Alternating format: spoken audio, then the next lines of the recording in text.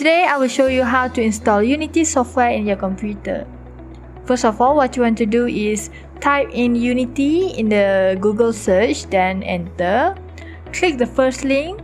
Once you click on it, you are going to be presented with this page. Now we are looking for this blue button.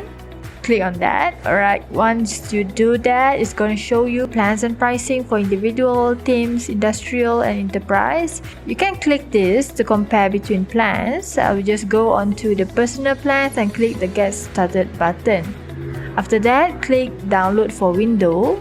If you're on Mac or Linux, just click on download other version. So we have downloaded. So here is some information. Just scroll down and click I agree, and now it's going to install it to your C drive. So don't change this, leave it as it is. Make sure you have at least 20 gigs of space in your C drive.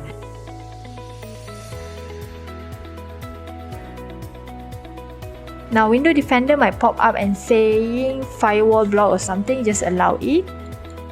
Here is my previous project. Alright, now let's say if you haven't created a Unity account, what you want to do is put some information. Put in your email, make a username, password, your name, agree to the terms, and click on create Unity ID. Now in my case, I already have one, so I'll type in my info and sign in. Okay, let's start a new project. Click on new project here. Choose 3D and rename it to project 1. There are a lot of versions you can choose from the Unity Hub, and this is the version of 2019.4.17. I know right now it's 2021, but as of this moment, this is the most stable version of Unity game engine for you to develop your game with.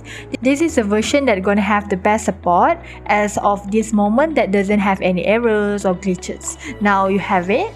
Let's start on by moving the object in the scenes. So here we have a camera and a directional light.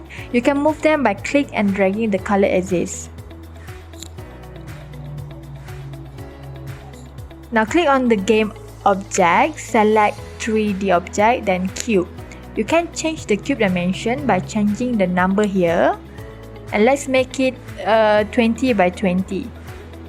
Now to give color to this plane, under the project window, right click, select create, then material, and rename it to blue. Then choose blue color under the inspector window. Drag the material to the object in the scenes. Now let's create one more 3D object and color it to red.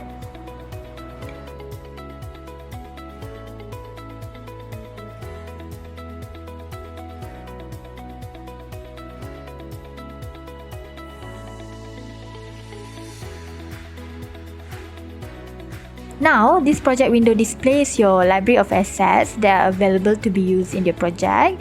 When you import asset into your project, they will appear here. Here, the inspector window allows you to view and edit all the properties of currently selected game object. Because different types of game objects have different sets of properties, the layout and content of the inspector, this window will change each time you select a different game object. Notice how all the different tools are up here. Right now we have move the tool, shift to rotate, scale, and this one for manipulating 2D graphics, which allow you to easily do all the different things at the same time. Okay, I will now rename the game object to floor and red cube.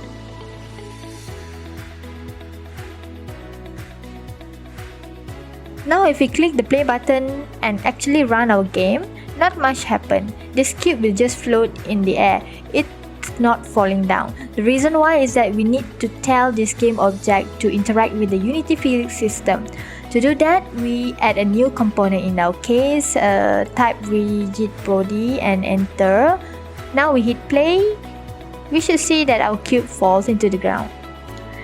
Okay, that's all for the video today, and in the next video I will show you how to pick up object using your mouse. Thank you for watching. Bye!